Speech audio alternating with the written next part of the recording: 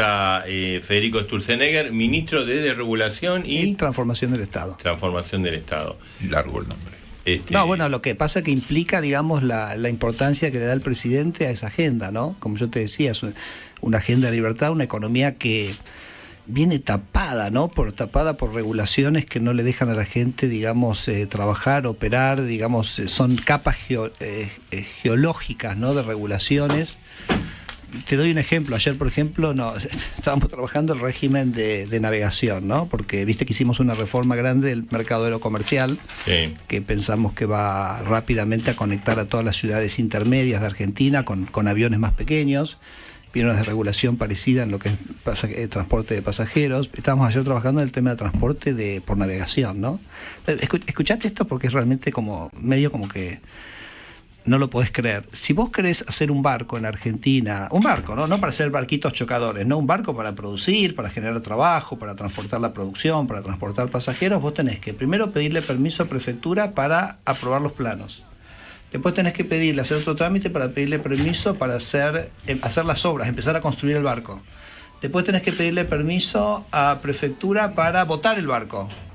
Después tenés que pedirle permiso a prefectura si tenés que un día reparar. Entonces nos decían ayer, gente que mantiene los motores de los años 60 porque no se puede conseguir el permiso para que permitan cambiar. Entonces, ese tipo de cosas que son unos pesos muertos terribles que tiene la economía, de eso es un poco lo que se nos ha encomendado a nuestro equipo, que obviamente trabaja transversalmente con todos los ministerios. Esto que estoy hablando de navegación se trabajaba obviamente con el Ministerio de Seguridad de Patricia Bullrich, a tratar de ver si le podemos un poco hacer la vida más fácil, ¿no? A los argentinos, con menos carga burocrática, con menos costos ocultos, y eso va a redundar en más crecimiento económico, en mayor calidad de vida.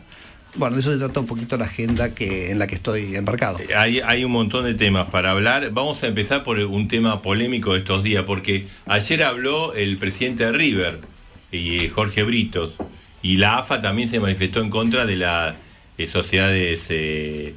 a ver, ¿qué escucha? Acá, ponete los auriculares. Jorge Brito ayer habló, rechazó precisamente la SAT. En River, nosotros ya esto lo hemos ratificado hace algunos años, no recuerdo, 5 o 6 años, en una asamblea que fue aprobada por unanimidad, con lo cual en River estamos todos totalmente convencidos de que fuimos, que somos y que seguiremos siendo una sociedad civil sin fin de lucro. Bien. Fenómeno, porque hay una cosa acá muy loca, que es que la propuesta que hace el Ejecutivo no obliga a nadie a nada. Digo, eso es lo que a mí me parece como que es impresionante cómo da miedo la libertad. Porque en realidad lo que dice el DNU en lo que hace las sociedades anónimas deportivas es que la sociedad va a tener más libertad para elegir la figura societaria con la que quisiera manejar, a total discreción y voluntad de los socios de los clubes si quieren hacerlo. Entonces yo me pregunto, ¿por qué nos da miedo la libertad? ¿Por qué nos da miedo? Brito dice, no quiero ser fenómeno, si nadie está obligando ni nadie está diciendo que alguien tiene que organizarse de otra manera. Déjame decirte una cosa. Y te agrego, o sea, él hizo de una asamblea en River, pero creo que la asamblea fue en Boca también, en Racing, en Independiente, en San Lorenzo, en todos los grandes sí, salvo Independiente y San Lorenzo. Pero fenómeno, no hay ningún problema. Nadie está obligando a nadie a hacer nada. Lo que sí parece sorprendente es que la propia organización diga, yo no quiero que el otro pueda ser libre, porque esta agenda es una agenda de libertad, es una agenda de que vos puedas elegir con mayor diversidad. La AFA, vos te refieres a la AFA. Sí, la AFA. Y ahora, lo que digo es lo siguiente, en España, por dar un ejemplo, en un momento tenían una situación tan dramática con los clubes de fútbol que obligaron a los clubes a ser sociedad anónima. Los obligaron. O sea, en España es diferente. En España estás obligado a ser sociedad anónima y lo único que hicieron fue una excepción para 4 clubes, que fue el Real Madrid, el Valencia, el Sevilla y Barcelona. Y alguno más, no me acuerdo, Barcelona quizás, para que pudieran seguir siendo organizaciones sin fines de lucro. Pero honestamente a mí me llama mucho la atención, creo que es interesante, ¿por qué da miedo que el otro pueda elegir libremente? Porque acá no estamos dándole a nadie estamos forzando a nadie a decidir de una forma. Entonces, ¿a qué le tienen miedo? Eso es lo que tendríamos que pensar. La AFA ayer dijo nadie puede jugar dentro de los campeonatos de la AFA. Claro, pero la AFA tiene un año para adecuar sus estatutos, porque en realidad hay una ley de deportes, que fue la que cambia el DNU 70, que básicamente define quiénes son los participantes del sistema de deportes, y entonces las asociaciones, digamos que de alguna manera las federaciones que participan de la ley de deportes tienen que cumplir con la ley de deportes. Y o sea, la AFA está obligada va a tener un año a partir de la reglamentación que va a salir la semana que viene. Y por ejemplo, si supongamos... Pero está obligada simplemente a entender que hay una ley de deportes que dice que puede haber distintas formas societarias y que los clubes que libremente decidan organizarse con esa forma societaria no pueden ser excluidos de las organizaciones, nada más que eso. Te digo porque, o sea, si hay un club X, por ejemplo Talleres, que está medio... que se transforma en una sociedad anónima. Claro. Dice, bueno, yo me transformo. La AFA dice, no puede jugar porque acá juegan solo. Claro, ahí estaría violando la ley la AFA. Pero que entonces que tendría potestad la ley, claro, la reforma... Porque hay una ley, que es la ley de deportes, que dice el tipo de organizaciones que pueden participar. Y más allá que la AFA haya adecuado o no su estatuto, en realidad la ley simplemente le daba a la AFA y los otros deportes también, ¿no? Les daba un año para adecuar sus estatutos. La ley está vigente desde el momento que está vigente, ¿correcto? Sí, entonces no se puede... O sea, es más importante la ley que el estatuto de la AFA. Este sistema se puso en práctica. Talleres, como dice Marcelo, lo está haciendo. Argentinos Juniors, en su momento se fue a jugar a Mendoza bajo el aura de torneo y competencia y lo manejaba Ávila, decía Argentinos Juniors. Es decir, digamos que es así. A ver, usted dice, Federico, ¿por qué la AFA tiene miedo? En realidad no es que la AFA tiene miedo, son los clubes que ayer votaron, es decir, todos fueron a Ezeiza y le dijeron no queremos este sistema, porque ayer, salvo 12 instituciones, una es Talleres, fueron todos y levantaron la mano y dijeron que no. ¿Por qué vos votás en contra que otro pueda elegir libremente la forma de organizarse? Si vos no querés elegir, no querés cambiar esa forma... Pero ayer estaban todos, digo, por eso digo... Fenómeno, lo que digo es... ¿Por qué le tenemos? Si nadie quiere hacerlo, que nadie lo haga. Digo, pero ¿por qué le tenés miedo a la libertad? No, y la verdad que yo digo, el objetivo que persigue el gobierno es la inyección de capital. El fútbol en Argentina es una marca global. Nosotros exportamos la materia prima, pero no exportamos el producto final. Mis hijos los fines de semana ven la Premier. ¿Por qué en Inglaterra no se ve la Liga Argentina? Si hay jugadores en la Argentina en la Premier. Ahora, entonces digo, una inyección de capital, transformar al fútbol como producto final, como un producto global, me parece que Argentina está en total condiciones de hacerlo, ¿no? Esto, bueno, lo podés ver a través del streaming en YouTube, Radio Mitre, está Federico Sturzenegger, estamos hablando. Ayer muchos dirigentes de la AFA que estuvimamos consultando dice, bueno, esto es una cortina de humo, el gobierno tira esto que es muy polémico, para que no hablemos de del salario, del dólar, que esto apunta a eso. Hay muchos dirigentes del AFA que lo piensan así. También nos decían que nosotros en la ley bases habíamos mandado muchas cosas para que después quedaran menos, y la verdad que no es así.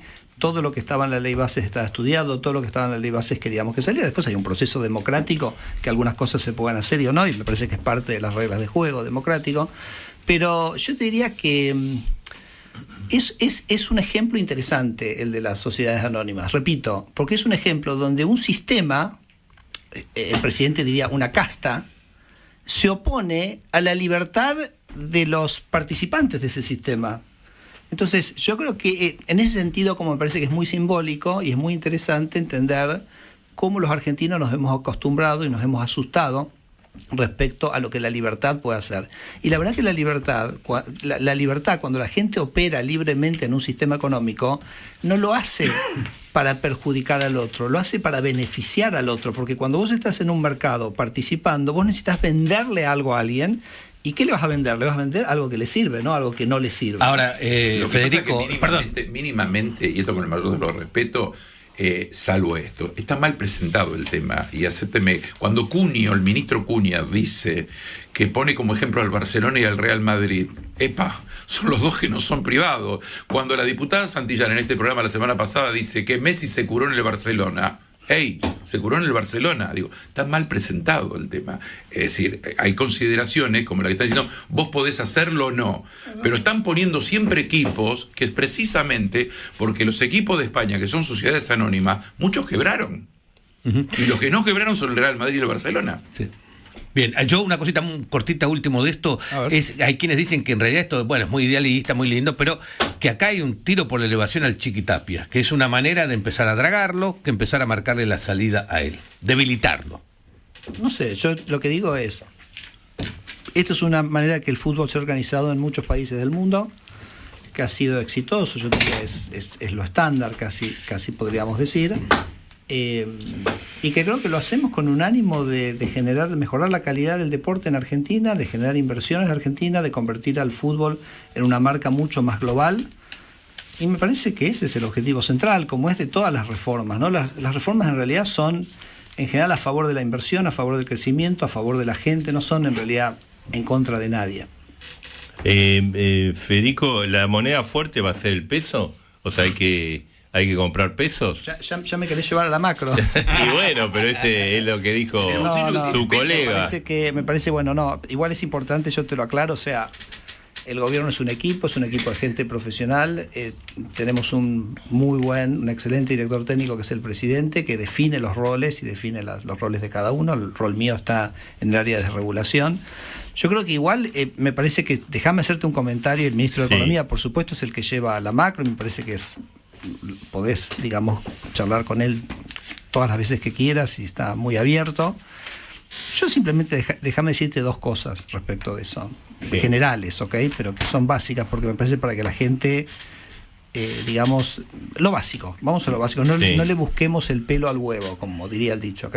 Sí. Acá hay dos cosas. La primera es que el pilar central, casi te diría, del gobierno es el equilibrio fiscal, que yo te decía al principio que es el presidente lo pone hasta en un plano ético, porque es un plano de que el déficit es un engaño hacia la sociedad, ¿ok?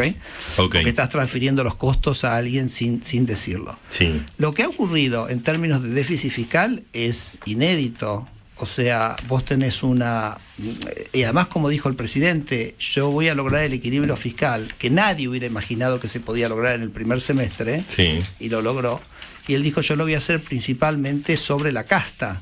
¿Okay? Por ejemplo, no lo voy a hacer aumentando impuestos, lo voy a hacer bajando el gasto. Entonces, Argentina básicamente ha experimentado en estos primeros 6 meses una baja interesante. Bueno, pero ahí hay polémica eso sobre la casta, ¿no? Pues los jubilados aportaron, las provincias aportaron. Bueno, es muy interesante lo que decís, porque si yo miro, por ejemplo, las jubilaciones en valor real están más altas que en noviembre. De hecho, el ministro de Economía lo explicó esta semana. Las jubilaciones, si yo las comparo con noviembre del 23 en poder adquisitivo, Marcelo, están más altas. Y si mirás, por ejemplo, la AUH, o sea, los programas sociales, eso sí, la jubilación 100% arriba, ¿no? Dice entonces, que aportaron un 30% del ajuste fiscal. Entonces, no, pero está bien, pero están más altas que donde las había dejado Rubinstein, que creo que estaba hablando acá hace un ratito. Entonces, digamos, las jubilaciones han subido, la ayuda social ha subido, además de que subió 100% la ayuda social, pensá que a su vez se eliminó el intermediario que manoteaba parte de esa ayuda, ¿ok?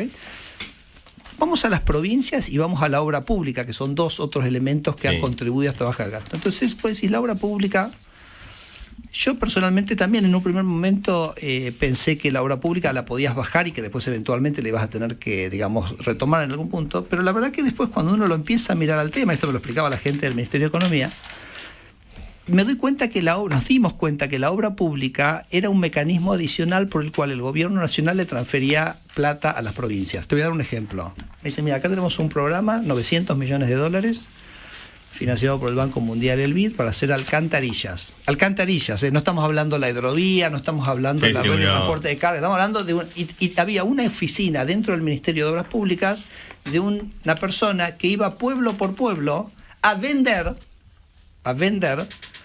las obras de alcantarilla, en contra de vaya a saber qué, o en contra, o a favor, o digamos a cambio de algún favor político. Entonces lo que digo es, la obra pública que se bajó era en realidad un mecanismo adicional por el cual el gobierno nacional canalizaba recursos para comprar voluntades políticas y en cierto sentido avasallar el federalismo, avasallar los propios gobiernos municipales. Entonces, ahora eso entonces, ¿a quién afectó? Y afecta primordialmente a la casta, ¿no? Entonces, las provincias que durante el gobierno de Mauricio Macri aumentaron su participación en la coparticipación significativamente, ¿te acordás que hubo un fallo de la Corte Suprema correcto, que le devolvió un montón de plata? Bueno, entonces, digamos, al cortar eso, en realidad, bueno, eso ha alimentado, digamos, una gran masa de gasto provincial, gasto político provincial, que es el que se ha afectado. Entonces, vos tenés una convergencia una caída en el gasto público que me parece que primordialmente lo ha sufrido la casta y que ha permitido hacer un equilibrio fiscal, y ese equilibrio fiscal a su vez lo que te permite es terminar con una de las fuentes de la emisión, y eso es lo que va a permitir la baja de la inflación, que es un proceso que ya no solo se ha producido, sino que está bien avanzado, ¿no? Se sacaron muchas fotos con Caputo y tuitearon, pero ¿es una sobreactuación de los problemas? No, es un equipo trabajando normalmente, ¿no? Y la verdad que nosotros digamos, en algún sentido nos complementamos muy bien, porque él por un lado apoya tremendamente todas las iniciativas de regulación y de ordenamiento del Estado. Ahora si querés podemos hablar de lo que estamos trabajando en empleo público, que hay algunas cosas interesantes. Y él a su vez encuentra en mí un aliado muy importante para proteger el superávit fiscal. Te digo por qué. Porque cuando vos empezás a hablar con los sectores para decir, ¿cómo podemos mejorar tu productividad y cómo podemos sacarle todo esto? Lo primero que los sectores te dicen es, bajame impuestos, bajame el IVA, bajame ingresos brutos. Entonces, pará. Esto no es sobre bajar los impuestos, porque si bajar los impuestos es transferirle el costo tuyo al resto de la sociedad. De lo que se trata es, digamos, de bajar las cosas que son un peso muerto y que son inútiles y que aumentan los costos. Entonces yo creo que Luis también se siente muy, muy tranquilo y muy cómodo en que desde nuestro lado es como que tenemos como un blindaje extraordinario a evitar cualquier tipo de iniciativa que pueda comprometer el equilibrio fiscal y bueno, y todo lo que podamos. ¿Y eso es más importante que las diferencias del pasado? Pero absolutamente. Por eso digo, es un equipo que está trabajando, y yo te digo, el otro día me comentaba un amigo que a él le llamaba mucho la atención en Argentina, que él dice, yo abro el diario de Argentina, soy una persona que vive afuera, ¿no? Abro el de Argentina y todas las noticias las veo que son sobre personas. Que si tal persona tal cosa, si que tal persona tal otra, y nunca veo las noticias sobre instituciones. Qué raro esto, porque en otros países del mundo no se habla así. O sea, yo voy a un país europeo y ahí hay, digamos, un conflicto. Ponele entre el Banco Central y la Tesorería, que son conflictos que son muy normales, que se den en cualquier sistema económico. Nadie habla del presidente o presidenta del Banco Central, del ministro de Economía. Hablan de los roles institucionales de cada uno. Ahora, ¿sí? Perdón, Federico. Entonces simplemente digo que me parece que tenemos que entender que así es como hay que funciona un gobierno profesional. El presidente pues personaliza mucho, ¿no? Ayer, lo criticó a Rodrigo Valdés, criticó el Banco Mayo.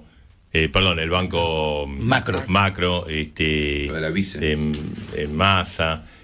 Perdóname, Sergio, quería escuchar, para después vamos a hablar de los anuncios que se vienen, ¿no? A ver. Lo que dijo Rubinstein, que lo mencionó, dijo, bueno, que Sturzenegger querría otra cosa. Pónganse los auriculares. A ver, Rubinstein hizo alusión a Sturzenegger, por eso le preguntamos. Pero cuando uno la analiza, la conexión o no existe o es totalmente marginal. Lo que se necesita para levantar el cepo por ahí uno lo puede levantar y listo y chao. Algunos seguramente pensarán eso y lo estarán proponiendo. No sé, me imagino personas, no sé, como Sturzenegger, otras que siempre han tenido más esa política, no le tienen miedo a levantar el cepo aunque no haya dólares. Pero si uno dice, no, mira, vamos a tener un colchón de dólares para intervenir, para que el dólar no se vaya al demonio, entonces uno dice, bueno, ¿dónde está la gestión para conseguir esos dólares? Bueno, esa es la alusión que hizo. Sí, una alusión que corre por cuenta de él, ¿no? En estos temas, que son temas tan delicados, el gobierno tiene un único vocero, que es Luis Caputo. Bien. Sí, Sergio. No, yo justamente lo que estaban hablando antes, Federico, Marcelo ya lo dijo, este gobierno se ha vuelto muy verborrágico y realmente esto le está trayendo problemas de todos los colores, adentro, afuera del país. No deberían, esto ya es más político lo que le estoy preguntando, pero no deberían moderarse desde el presidente para abajo para evitar este tipo de cosas que meten ruido. A ver, sí, el presidente tiene su estilo, ¿no? Pero yo lo asocio ese estilo con una pasión y una convicción extraordinarias que él tiene, ¿no? Y él está, digamos, en algún sentido batallando contra un sistema de 50 años que lo llama el sistema empobrecedor de la casta. Yo lo llamo el status quo o el establishment, que a lo largo de 50 años en Argentina ha ido como acumulando un montón de privilegios. En muchos casos esos privilegios se han puesto en la ley, ¿correcto? Entonces hemos incluso en este programa comentado varios ejemplos. Y bueno, me parece que eso también requiere un presidente enérgico, ¿no? Y un presidente que yo creo que no nos tiene que asustar, un presidente con convicciones y con pasiones y que está dispuesto a defender sus ideas. Yo siempre doy un ejemplo, ¿no? Que yo estuve en el Congreso, yo fui diputado entre el año 2013 y 2015. Tenían mayoría, los K tenían mayoría, en las dos cámaras. Eso era una tumba. No había ningún debate, no había ningún conflicto, no había ninguna verborragia. Bueno, sí, había verborragia también, pero digamos... Pero era una escribanía, ¿no? Entonces... y hoy tenemos una cosa mucho más vibrante, mucho más, bueno, digamos, entonces el presidente dice, y el Congreso dice, y Pichetto dice, y que esto dice, ¿se entiende? A mí me parece que eso está buenísimo y es parte del proceso. No nos tenemos que asustar. No nos tenemos que asustar y tampoco nos tenemos que asustar que nosotros mandamos un proyecto con 800 artículos y terminaron quedando 300. Ahora, si querés, hablamos un minuto de lo que implica para la reforma del Estado. Sí, ahora... Pero lo que te quería decir es, ¿vos te acordás que, por ejemplo, la ley de aborto, ¿cuántas veces fue al Congreso antes que se aprobó? Muchas, ¿no? Entonces, las sociedades necesitan su proceso de maduración. Entonces, para nosotros ese debate que nosotros dimos en enero, donde yo digo es un debate que no hubo ningún tabú, ningún tabú en lo que se podía plantear, para nosotros tiene un valor extraordinario porque vas planteando los temas, la sociedad los va madurando, los va procesando, los va pensando, y entonces es parte de un proceso de transformación que tiene, digamos, este derrotero. En una democracia las cosas... Claro, en una dictadura sí, pum, se baja línea y se acabó la historieta. De hecho, ahora, escuchá, estamos llevando al Congreso un proyecto que se llama Hojarasca, que deroga un montón de leyes de la dictadura loquísimas, ¿no? Entonces... bueno. Y se aprobará porque hay mucho en el Congreso y dice no, basta de favores al gobierno de Milei. Pero escuchamos las noticias y lo respondemos después. Dale.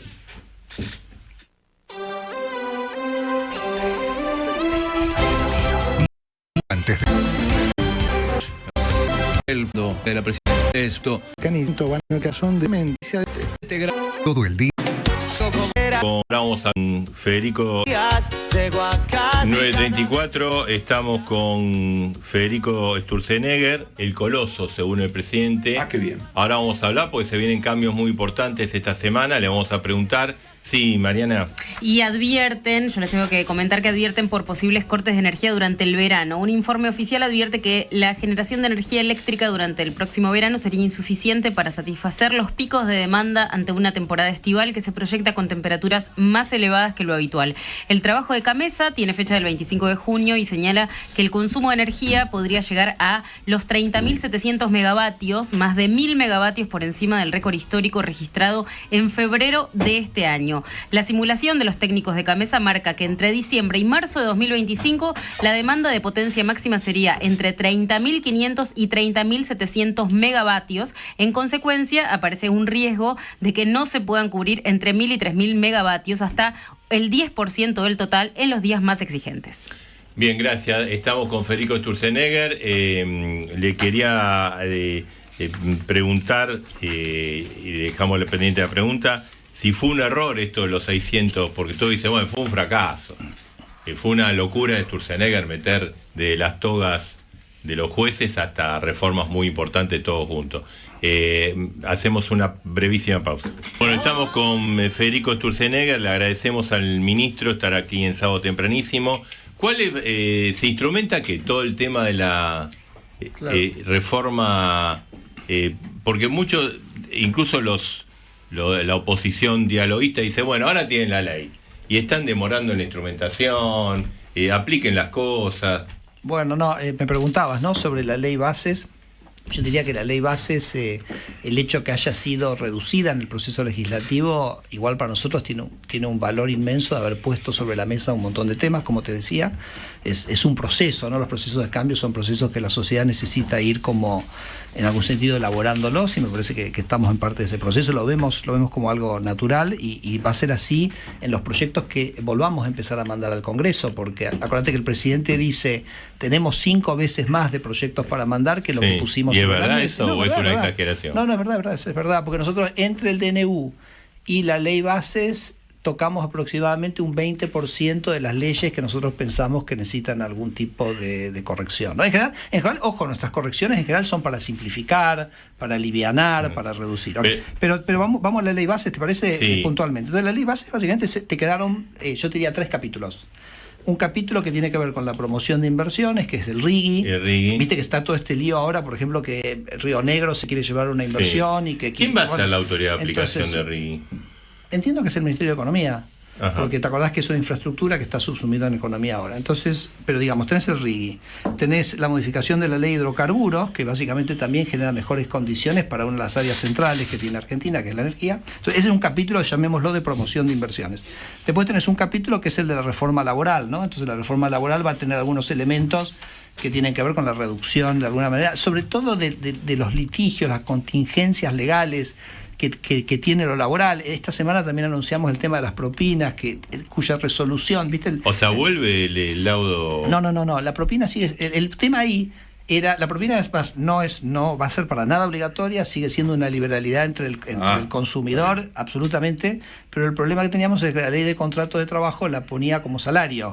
Entonces eso hacía que los, empleadores se resistieran a formalizarla en el ticket, en la cuenta. Entonces, lo que nosotros, la solución que vamos a dar a eso es una modificación en la ley de contratos de trabajo que dice que la propina es una liberalidad, no es parte del sueldo, y entonces eso resuelve el problema y permite, una normalización de ese tema, que les digo que, entre paréntesis, la gente gastronómica estaba desesperada porque como no puede llevar el efectivo... El efectivo tenés que llevar carretilla, más o menos. Está clarísimo. Entonces, tenés un capítulo que tiene que ver con la reforma laboral, que tiene que ver con los costos en general que tenía la relación laboral, que había hecho que eventualmente después de muchos años tengamos los trabajadores formales sean solo la mitad de los trabajadores en Argentina. Y después tenés el tema de la reforma del Estado. Y la verdad que en el tema de reforma del Estado, la ley es muy generosa.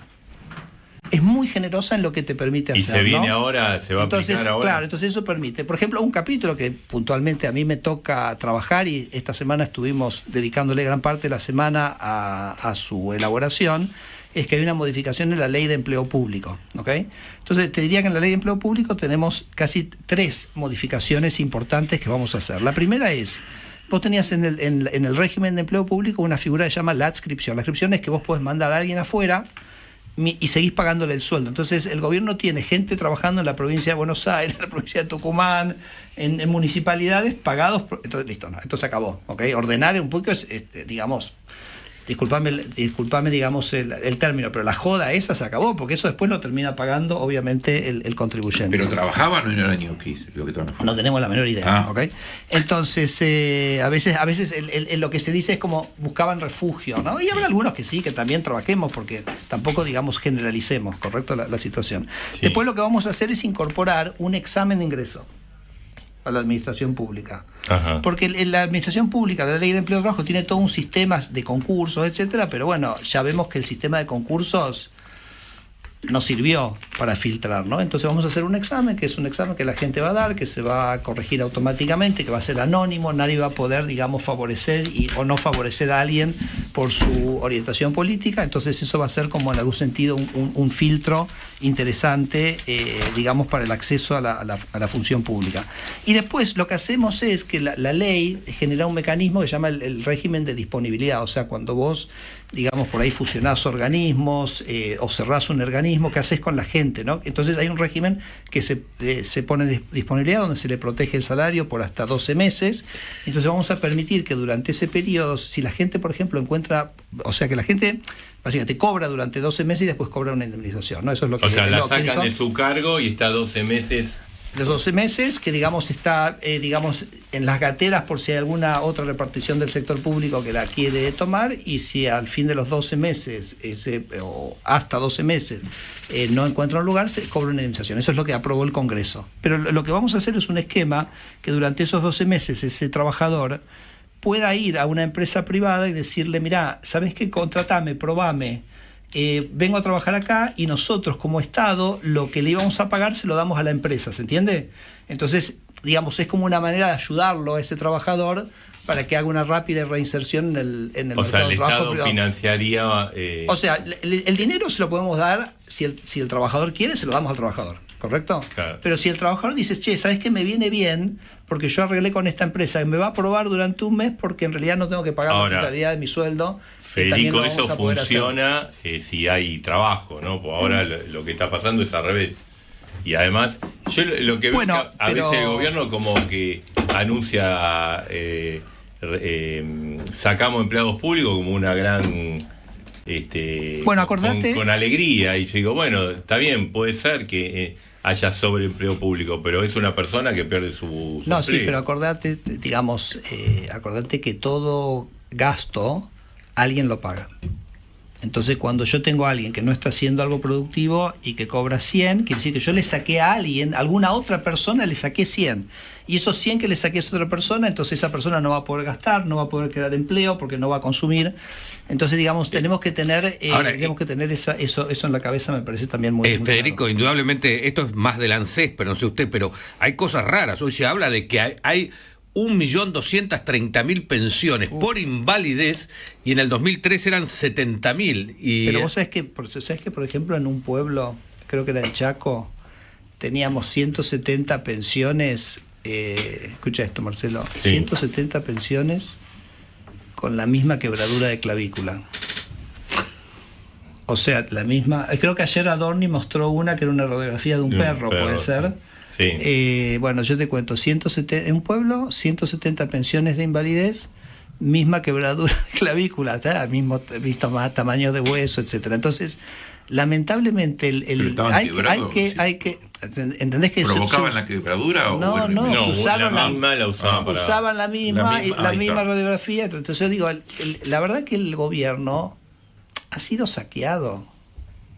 O sea, se ha usado el gobierno, por ejemplo, en el presupuesto del 2022 se le autorizó al gobierno lo que se llama la creación de unidades transitorias. Entonces el gobierno empezó a crear un montón de unidades transitorias donde empezó de esto, de aquello, donde empezó a poner gente. Porque como yo siempre digo, la Constitución nuestra, cuando habla de la estabilidad del empleado público, ¿cuál era la idea que tenía? La idea era que no pudiera venir un gobierno y decir... echo a todos y pongo a los míos, ¿correcto? Entonces la estabilidad del empleado público te asegura que la carrera administrativa es una cosa estable, profesional, está perfecto eso.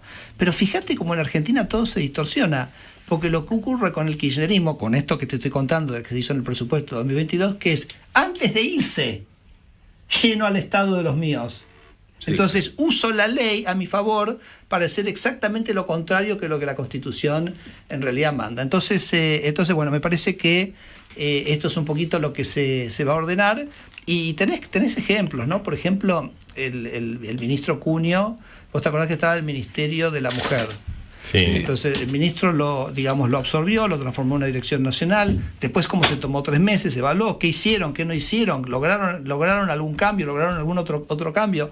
Bueno, eventualmente la verdad que se llegó a la conclusión de que eso no había logrado nada en términos de protección de los derechos de la mujer. O las duplicaciones, vos tenés el sistema judicial y tenés el INADI. Entonces hay una tarea muy fuerte para hacer de ordenamiento que va a permitir consolidar el superávit fiscal, que va a permitir bajar los impuestos sobre los argentinos que estaban financiando todos estos excesos. Y es un trabajo que yo creo que hay que... Por ahora no sucede eso.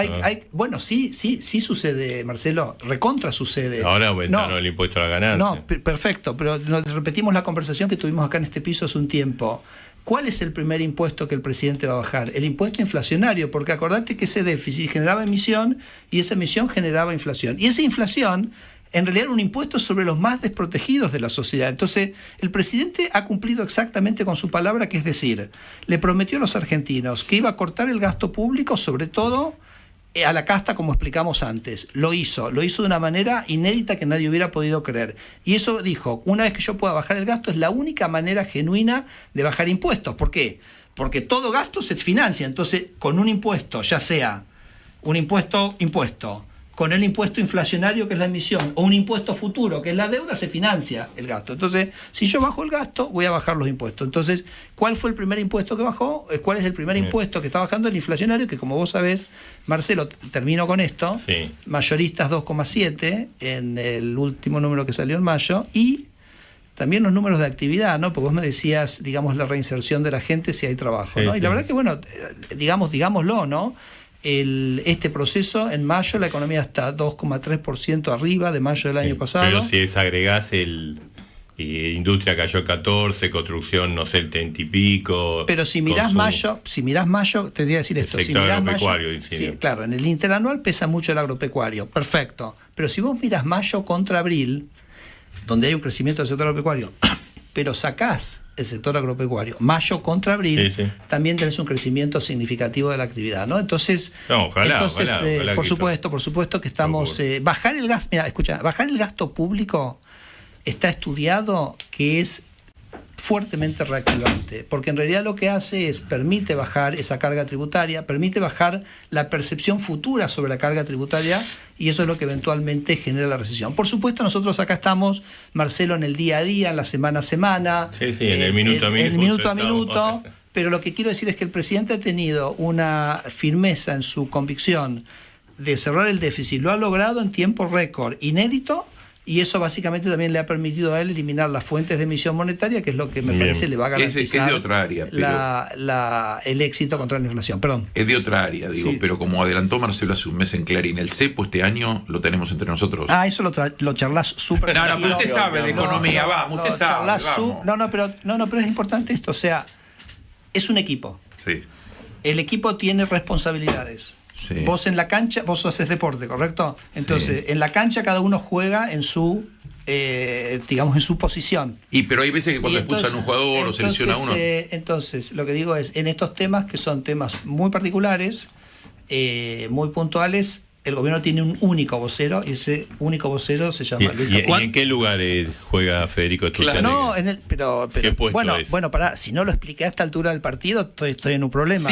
Yo estoy en la posición de la lucha contra la casta, estoy en la posición de ayudar al proceso de desregulación, estoy en el proceso de ayudar al gobierno a plantear una agenda legislativa para generar debates, salgan las leyes o no salgan las leyes, y estoy en la posición de ayudar al gobierno a su proceso de transformación como aplicación de la ley bases que nos da. Muy cortito para los constructores, ¿cuánto se puede mantener frenada la obra pública? Mira, lo que pasa es que te repito, la obra pública es responsabilidad de las provincias y las municipalidades, así que me imagino que después le transferirás esa pregunta a ellos, ¿no? Porque está bien, vos podés tener un gobernador que quiere repartir mates y pagar viajes de egresados y no hacer obra pública. Entonces, habrá que preguntarles a ellos también sobre el tema de la obra pública. Ahora, lo que es cierto que en la construcción, que es, claro, es donde también como hay como una expectativa muy grande de recuperación, ¿no? Y ahí se ha dado un fenómeno muy sorprendente, a mi entender, que es que pasamos en diciembre una situación inflacionaria casi descontrolada, a que hoy vos viste, Marcelo, que prácticamente todos los bancos están ofreciendo créditos hipotecarios a 30 años. Y el otro día lo escuchaba en una charla a Claudio Zuccovici, que seguro que hablas mucho con él también, y él decía, yo nunca vi una combinación en Argentina, en toda mi vida profesional, de precios de las propiedades donde están, porque claro, venimos de una caída fuerte del precio de las propiedades, y acceso al crédito hipotecario en las condiciones que estaban acá. Entonces él comentaba en esa charla, por primera vez en mi vida le dije a mis hijos, vayan y compren, porque la combinación acceso al crédito y precio va a ser única para Argentina. Lo que digo, Marcelo, eso me parece que tendría que ser un preludio de una reactivación del mercado inmobiliario, que te repito, ya se ha reactivado fuertemente en lo que hace escrituras, compra-venta, etcétera, y eso después, digamos, es la punta del iceberg del témpano, para atrás de eso viene una recuperación de la construcción. Así que definitivamente apostamos muy fuerte a eso. Federico Sturzenegger, gracias, No, ministro, gracias a vos, por estar gracias acá a vos. en Radio Mitre. Bueno, una charla más o menos de casi 50 minutos. Un placer acompañarte a vos y tu equipo. Bueno, muchas gracias.